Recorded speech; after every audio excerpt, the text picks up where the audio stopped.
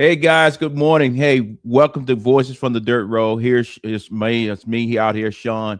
Hey, my voice may be a little raspy, but that's okay.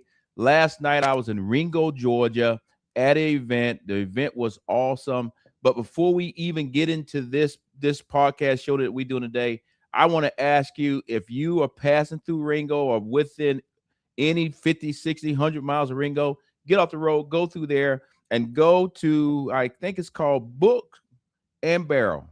It's a nice little bookstore. I was there last night, and I just want to throw a shout out to have everybody go by, buy some coffee, buy some books, support them. We are all about supporting small businesses, and they hosted a great event for me last night, and I just want to give my gratitude to say, hey, if you can, stop by. When you walk in, buy something, tell them, hey, Shawn from the Voices from the Dirt Road said, hey, stop by and check them out. But thank you, and thank you again in advance. So let's jump right on into the show. This morning we're going to talk about one subject, just one subject. But before I get into that, let me I got to make a special announcement. We had a calf born. Can we throw it up, please? We had a calf born on the show, and behind the scenes, we decided to let y'all guys name the calf. And as you can see there, the calf is Valor. Today, when I go out and feed the cows today, I'm going to walk out there, call him by his name. And one thing I can tell you, if you don't live on a farm, when I call him by his name, he will not come. He's not going to be like a dog. But I would promise you the rest of his life here on this farm, this will be his name. And I'm just happy that we had an opportunity to go through this process. I think we got hundreds and hundreds and hundreds of suggestions, and it came down that his name is Valor. So I just want to say thank you to everybody. And today, as soon as I finish this show, I'll be going out. I got to get the cow some hay today, and I'll make sure that I take a picture. I might even do a little video, call him his name, and may get lucky. He might actually come to me today, but I really doubt that. But again, thank you for helping me name one of the calves here on the farm. And I'm not sure if I said it in past things, but we're in the middle of calving season right now. We have 3 calves on the ground currently. Just had one last week, but we still got another 16 more to go. So, got some growth to go, and we kind of go from there. So, hey, let me move right on. One of the things I always like to do before I get into our conversation today, let me orient you back to the stool. Can you put up the stool real quick? Excuse me. Like I said, last night I was out. I think I got home about 11 o'clock last night. But yesterday was one of those days where I went to Calhoun, Georgia, left from Calhoun, Georgia, came back home. I had to pick up some wire, bring it back here to the farm because we're about to start doing some cross fencing. Then I turned it back around and drove to Chattanooga, Tennessee, left Chattanooga, Tennessee, and then went back to Ringo, and then ultimately came back home here to Rockmart to ultimately be able to talk to you this morning. So, like I said, my voice may be a little raspy, but stick with me, and we'll kind of go from there. But this morning's show is 100% focused on row crop. That's the only thing we're going to talk about. So when you look at my stool, I just want to make sure everybody understands that, yes, some days we talk about livestock, some days we talk about row crop, some days we talk about forestry. A lot of times we're talking about what's going on in the world in agriculture, and then other times I talk about the importance of getting the farm bill done. But today we will be laser focused on row crop, and the reason why we're laser focused on row crop is because, just like I said last week, today is the deadline. Today is that day that farmers throughout the United States, if you plan to receive or become eligible to receive any of the $11 billion that President Trump and his team is putting out there in February, today you have to go and make sure your farm is registered. Make sure the amount of land that you have is inside the system at the FSA office. You're going to hear me say this several times in this podcast today, is because I'm a firm believer from spending time in the military. You have to say some stuff 7 times before people actually listen. And the reason why I'm going to say it that many times today is because today at 5 o'clock Eastern Standard Time, Eastern Standard Time. I don't care if you're in California or where you're at. It's Eastern Standard Time. Your paperwork must be turned in, and that stuff going to be going on its way to Washington, D.C. And then in February, if you're eligible and make the cut, you will receive some money. I can't tell you how much money it's going to be, but today we're going to get in the weeds on that. Today's show, I want to just preface it right up top. We have in the what I would consider small, medium-sized farms or black and brown farms, we have a level of miscommunication coming out. I want to clear that up because the worst thing that I think can happen is that this opportunity comes forward, regardless if you support the president or not. This opportunity comes forward and we miss out as small and mid-sized farms because we are listening to 2 and 3 different organizations. And for whatever reason, at this point, both of those organizations are putting out 2 different messages. So I want to spend time this morning making it very clear where I stand. And I want to also make it very clear that both of our organizations, I'm willing to talk to them and try to get some clarification. I'll tell you right up front that I reached out to both, and we'll get into details more later on in the end. But I reached out to both, could not get anybody to really call me back or email me back. So we still had to do the show. But what I will do, and I'll say this again at the end, if either one of those presidents reach out to me today, tomorrow, whenever they're going to reach out, I will make sure that I come back live and we'll put it out immediately because I want to make sure we don't have any miscommunication out there to our small and medium-sized farmers. So with that, let's jump on into the show. Today is not going to be a whole bunch of videos. It's going to be more of me talking. If you have questions, please put them in the chat, and my staff will put them up on the screen so I can see them, and I'll answer them to the best of my ability. But today, like I said, we're only focused on one thing, that's row crop, and specifically the process of getting your paperwork turned in and the deadline, which is today. And today's deadline is 5 o'clock Eastern Standard Time. So I think I already said it 2 or 3 times. So please keep me up to date on exactly how many times. But I promise you, I'm going to say it more than 7 times on this show so that we get it locked in and people get things done. So just to make sure we all in the same sheet of music, let's go back to the farm show, the Farm Journal, and let the people tell us how we got to this point from last week to where we are today. Because last week we made the announcement that it was coming. This week everything's due. Can you play that first video, please? Well, we've been talking about it. USDA announcing this week $12 billion in Farmer Bridge Assistance Program payments. And while payments won't happen until early next year, getting enrolled, well, that begins today. Eligible producers must verify 2025 acreage reports by December 19th. Farm Journal's Clinton Griffiths had a chance to speak one-on-one with Richard Fordyce, USDA Undersecretary for Farm Production and Conservation, about what farmers need to know now. In terms of formula here, talk to me about how that works. What's the math going to look like in terms of what these payments may end up being? Obviously, we don't know specifically what they're going to be per crop yet. Right. So at a high level, we have cost of production numbers that are almost exclusively generated by the Economic Research Service here at USDA.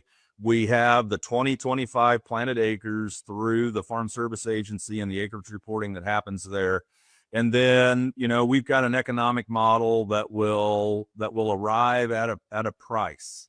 And, that calculation is not quite complete yet, but we do have the data to select a price for each one of those crops. And so when acreage reporting is finished, locked down, we know the universe, then we can publicly announce the payment rates by crop. And the hope is to have that announcement out the week of December 22nd. And the reason we wanted to get that done before the first of the year is that it's going to give some certainty to producers that, this is what my payment's going to look like. If they're trying to secure financing for the 2026 crop year, understanding kind of where they are financially and where this bridge payment, will come in and make a difference. So, so hopefully the rates, not hopefully, the rates will be out that week of December 22nd. Undersecretary Fordyce, sure appreciate you taking a few minutes to walk us through this, and good luck in the new year as you take on some of those new endeavors there at the agency. Okay, as you can see, that kind of tells you that was just last week. That's how fast this is actually happening. They made the announcement. Now the farmers this past week had to get all their paperwork turned in, go into the FSA offices in all of your different counties throughout the United States, get your paperwork turned in when it comes to your row crop. And then what the undersecretary just said is by December 22nd, which I believe is next Monday, Tuesday, don't quote me on that, I don't have a calendar in front of me, is by that time they're going to have figured out, based on what you turn in today, which is the 19th, by that time you'll be able to sit back down with your lender and say, are you going to be able to make the cut, or are you going to be a farm again next year? So this is a tight turn. And as everybody know, we're inside of the holiday season right now. So let's make sure that we get it done. Now, like I said earlier in the show when we first got started, right now, it is a level of confusion out there when it's talking to small and medium-sized farmers or black and brown farmers, because we have two different organizations that represent black farmers that are saying the exact opposite thing. So guess what? Before we actually get into that, one of the things I want to do is have John Boyd. When you see this video, many of you have seen John Boyd Jr. He's the founder and president of the National Black Farmers Association. He's always on CNN. You see him on Fox News. You see him everywhere. He's kind of the face that's out there. We reached out, like I said, didn't get any feedback, but that's okay. But we do have 2 videos of him. I'll tell you up front, but we're going to play the very first one. And then after this one, then I'm going to come back and talk. And then we're going to play the other black organization that's talking to our farmers. And then we'll have a follow-on discussion. So again, if you have questions of me, please put them in the chat. This morning show is not going to be that long, because I want to make sure that no matter where you're at in the United States, that I get this show done.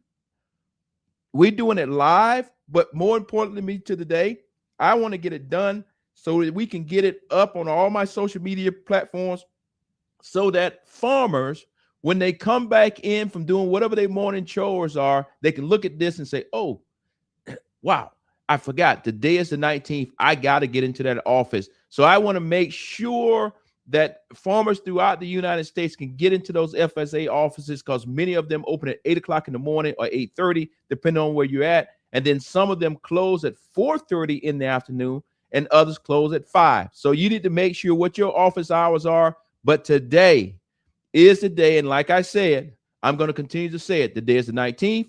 You need to get in there, get your paperwork done, and sit down and talk with those individuals, because at 5 o'clock today, Eastern time, no matter where you're in the United States, that's a cutoff. And I don't want to see anybody left out because of miscommunication. So with that, let's play John's first video, and then I'll come back and talk a little bit more. Thank you so much for being with us. So how is this $12 billion bailout potentially going to help you? Well, first I want to comment on the president. He said something about this, all this happened on the Biden administration, which is totally false. Agriculture in this country has been in a complete turbulence and turmoil in this country since the president got elected. He didn't talk about farm suicides, farm bankruptcies, farm foreclosures, are all up under his watch. And I want to remind the president that we're in the position that we're in such a bad, devastated position in this country because of his tariffs. So I wanted to clean that up from just listening to his comments. And what the president's been talking about is something he talked about back in October. This isn't something new. It's just something that the farmers have not received. And I just done a little reading on this, and it said this proposed $12 billion will not reach farmers until February. And we need the aid now. We was promised the aid back in October. He said he couldn't do it because the government was shut down and all of these things. He had a meeting today with farmers at the National Black Farmers Association with our 150,000 members, wasn't even invited to, you know, and we're farmers too. I wonder what it means for you in practical terms that money's not going to get here until, not going to get to you at least until February. Well, we're in trouble here, and you know, my farm is no exception. During that whole government shutdown and during the issues with the tariffs and China not buying soybeans from the United States, I had to stop harvest. You know, and you know when I should have been completing harvest, because the grain elevators was not taking soybeans. I don't have storage capabilities on my farm, so I was out there in limbo. And you know, while the grass is growing, the cows are starving.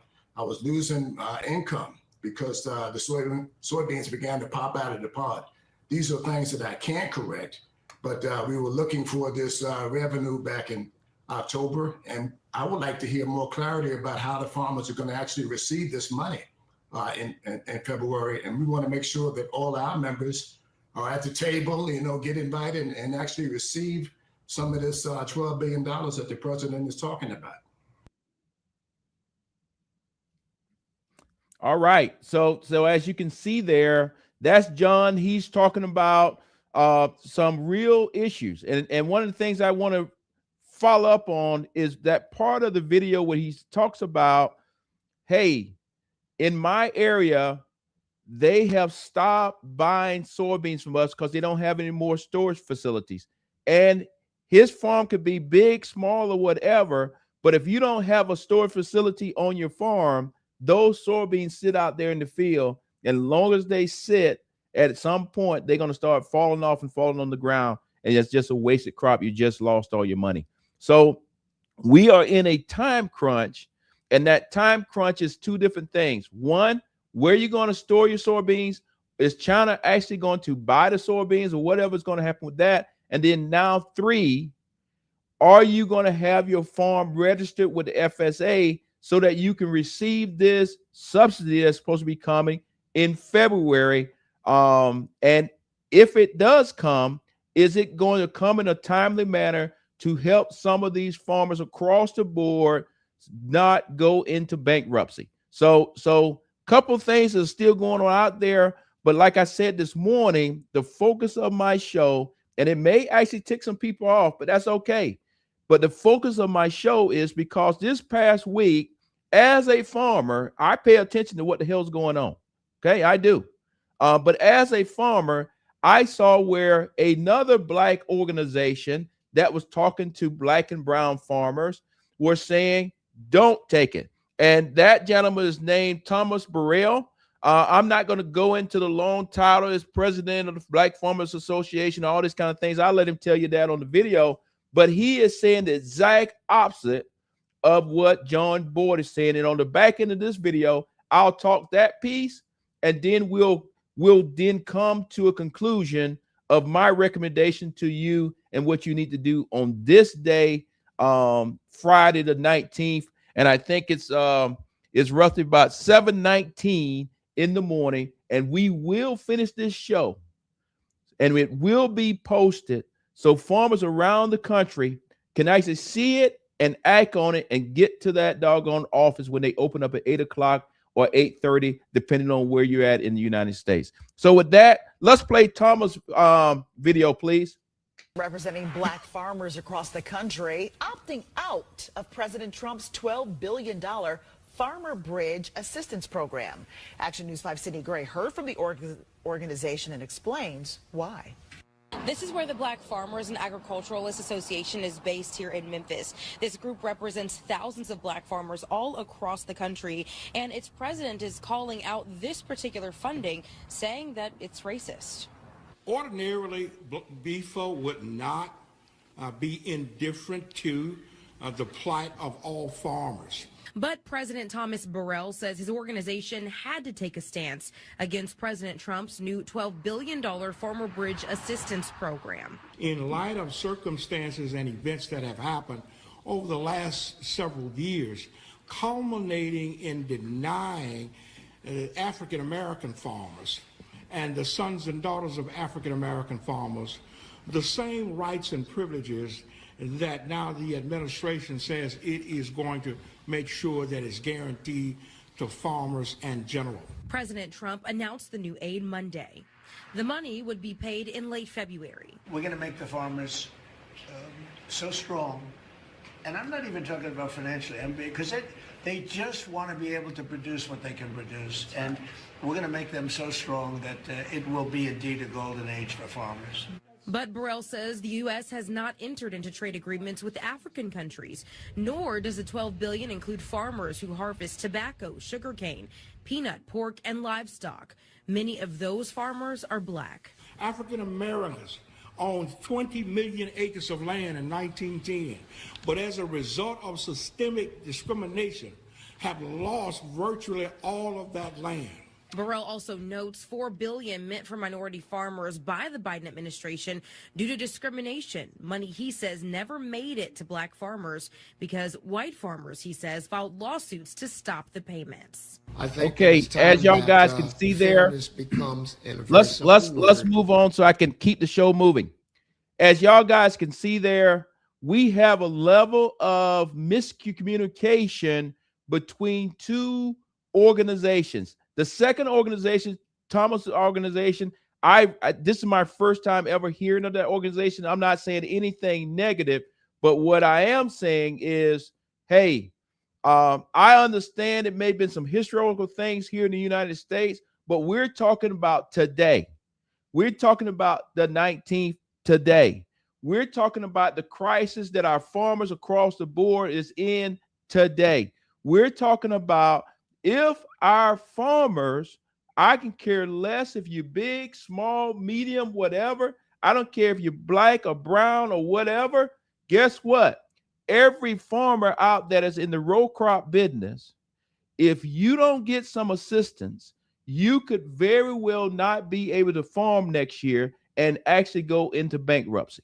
So this is not the time, in Shawn Harris' opinion, to be talking historical things or to be talking about if we are doing trade with Africa. Hell, I have been to Africa. Right now, our number one trade partner when it comes to soybeans is China. It is what it is. That is not the issue that we're talking about today. What we're talking about today is making sure that you get your farm registered, model land, whatever you need to do with the FSA office, because come February, they're going to make a decision on how much money you're going to receive. And based on that money that you're going to receive, may be the reason why you get the farm next year or not. But like I said earlier, like one of my videos said earlier, is today is the 19th. On the 22nd, which is next week, I don't know if it's Monday or Tuesday. I don't have a schedule in front of me, a calendar in front of me. But they will start making the decisions on what is that calculation going to be. And you should be able to find out before Christmas from the FSA office what kind of money you're going to be receiving, and will you be able to farm next year. That is the purpose of this show, is to make sure that I'm trying to be responsive to all of our farmers across the board, but I'm specifically talking to our small, medium-sized farms, black and brown farms, to ensure that you get the right information. Now, like I said, it's miscommunication or somebody has the wrong message. I will tell you this. I'm in the boat with John Boyd. I don't agree with him on everything, but this morning I agree with him. So come back, guys. Let's play the very last video of John. He's on a different show where this issue started to bubble up, and you can see that he's as passionate about it as I am this morning. Play that video, please. Doing it, go into the office and apply. If you don't apply, you can't get it. This is John Boyd, president and founder of the National Black Farmers Association, and this is my official statement on Roland Martin, the right outlet to get this out to Black America. So with that, you see that I don't want to say I'm yelling or whatever, the sky is falling, But one thing I learned from being in the military, a deadline is a deadline. You either meet the deadline or not. What I am concerned about this morning is because we actually have some level of miscommunication going out to our black and brown farmers, that somebody's going to listen to the wrong damn message and miss out and then say somebody didn't treat me right because you didn't get your paperwork turned in. So I'm going to say it again. Today is the 19th. Today by 5 o'clock Eastern Standard Time, you must go in and get your paperwork turned in. It's your decision now. I can't tell you what to do, but my recommendation as a cattle producer, as a farmer, and as an individual that's tied to a farm in Southwest Georgia that actually has soybeans, peanuts, and cotton, I'm saying to you, if nothing else, go up there to that office, sit down with those folks, and make sure that your farm and your family don't miss out, because I think every last one of us as farmers out there, regardless of what kind of farming you're doing, you don't want to be the last generation, or you don't want to be that generation, or you don't want to be that farmer that lost a damn farm. So where we at right now is a lot of variables that as farmers we can't control. We're not jumping on the plane flying over to China trying to get some trade things. What we got to do is get through today. We got to make sure we got our paperwork turned in. We got to make sure that everything's dressed so that come on the 22nd next week, your farm is in there. And then come February, if they're going to send some money out, you get it. If nothing else, you'll be able to sit down with your bank or your lender, and at least you can have a conversation about farming next year. So I know that's kind of direct, but I told you on this particular show, this was going to be the one show that the fluff is gone. Today is the deadline. They announced this thing last week. We had 1 week, and today is test day. I just want to say it again, and I told you I was going to say it at least 7 times, so somebody count for me. Today, you need to go to your FSA office wherever you live in the great United States. Most of them open between 8 o'clock in the morning to 8:30. Most close at 5 o'clock. Some close at 4:30. You would know that based on where you're at.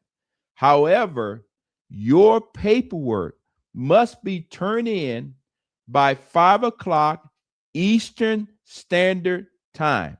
That means if you're in California 3 hours or whatever you are behind us, you still have to make sure that your paperwork is turned in and submitted to your office before 5 o'clock today. So don't wait to the last minute and find out that, yep, it's not 5 o'clock where you at. It's not like the song. Today, 5 o'clock is based on Eastern Standard Time. 5 o'clock is based on Washington, D.C. time. So let's make sure that we get that done. Hey, I know it was kind of intense, but that's okay.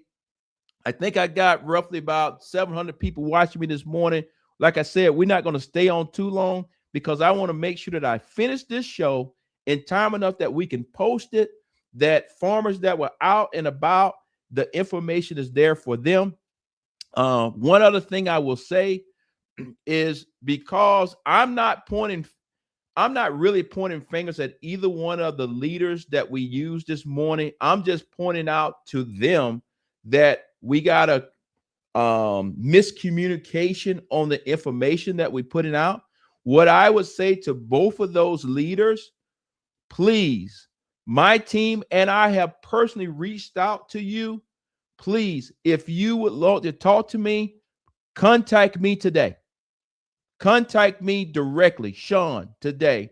And we will, my promise to you and promise to our audience, if we need to bring you on, I will come back in this house, go live again with those presidents together or separately so that we can clear it up. Because again, I don't want our small farms, our mid-sized farms, our black and brown farms to miss out because they were actually listening to somebody. So with that, that's where we're at. I want to end this show the same way I end it all the time. I mentioned that our farmers are stressed out right now. Things are tough. Prices, input prices are out the roof.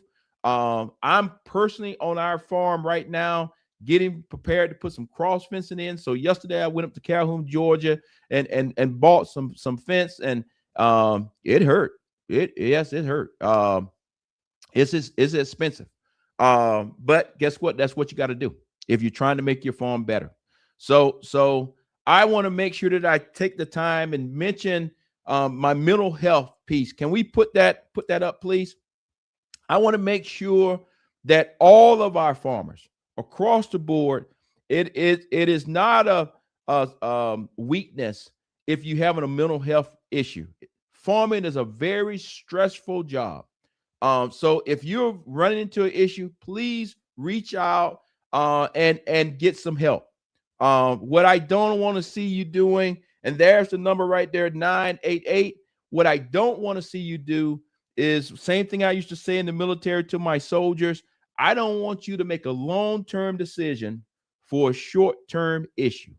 If you understanding what I'm saying. So if you're stressing out, if your family see that you're stressing out, somebody make the phone call to get the farmer some help, because in the world of farming, many a times it feels like you are all out there by yourself, and that is not the case. So I want to make sure to all of you that you got access, and then we'll make sure in the future that we got some mental health, more mental health facilities in the rural community for you. But as of right now, if you're having some issues, please call these guys, and they can help you, because as you can see here, it says suicide, but it also says crisis lifeline. So other words, if you're having a crisis, just call them. They can help you, get some help, and get you to the right people, so that we can have you for tomorrow, and we work our way through this little farm crisis that we have. So, hey, one other thing I want to let everybody know is we're moving into the Christmas season right now. So next week, next Friday, I think that's the 27th, 26th. I don't think it's Christmas Day. I think it's the day after Christmas. We will not be doing a show. I want you to spend time with your families. I want you to be able to slow down, relax. For me, I'm looking forward to spending time with my boys, spending time with grandkids, spending time with family. And that's what I want you to do. So next week, we're going to take it off, and we're going to come back and actually do our next show will be in the new year. So it'll be that first Friday of the new year. Like I said, I don't have a calendar in front of me, but again, I want to thank you for all your support with our show this particular year. And I think this is let me go back and look at the top. Hold on. Give me 1 second. Let me look at my notes here. Today is our 13th episode. So, this thing is still not perfect, but guess what? I don't really want it to be perfect. I want it to be authentic, where you know that, okay, this guy is passionate about what he's talking about, and he's trying to get real information out to you in a timely manner. So again, thank you. I want to make sure that I at least said it 7 times. Today, farmers, stop what you're doing. Go up there to your FSA office this morning. Make sure you got your farm registered. Row crop people, make sure you got your farm registered, so that by 5 o'clock today, you have met the deadline, so that next week, when they start making decisions on who's going to get some money and how much money is going to be, that your farm is in the mix, so that come February, when this $11 billion come out, which is probably going to be about $150,000 for you, but when this $11 billion come out, that at least you are in the program, because I want to make sure that after we get all this trade stuff worked out, or if we ever get it worked out, I want to make sure that at the end of the day that you are still farming, because you are the backbone of our country, and because you actually feed America, and we need you to be out there. And I don't want to see your farm going up for sale and somebody putting beautiful houses on it. That's just not cool. So with that, I think I have touched on everything. Let me go back and look at my little notes that I wrote myself. And yes, I did. No show next week. It'll be in the new year. So, guys, my cup is empty. Have a great day.